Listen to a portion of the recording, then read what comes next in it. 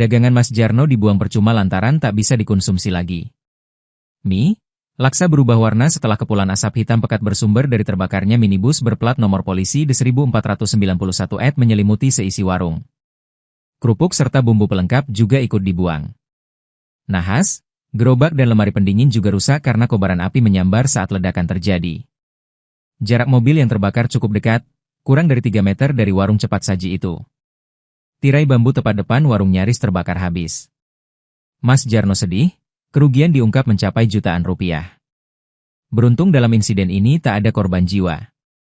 Diberitakan sebelumnya, 1 unit mobil terbakar di Jalan Kapten Pierre Tendean, HTV Kecil, Kecamatan Sirimau, Kota Ambon, Maluku, Rabu, 28 Januari 2026. Mobil terbakar itu jenis Daihatsu Sigra bernomor polisi D1491. Di dalamnya bermuatan sejumlah jerigen berwarna biru. Dari bau tercium seperti bahan bakar minyak, BBM. Belum diketahui berapa total yang dimuat. Kejadian itu dilaporkan terjadi sekitar pukul 15.30 WIB. Beberapa dokumentasi menunjukkan api besar dan kemacetan parah dari insiden itu. Warga bergotong royong memadamkan api. Tak berselang lama, pemadam kebakaran dan penyelamatan Kota Ambon tiba di lokasi.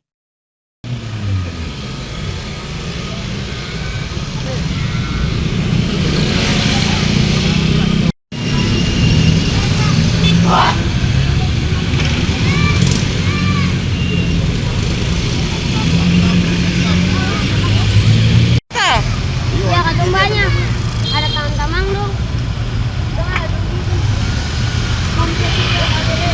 Ada asap kapan?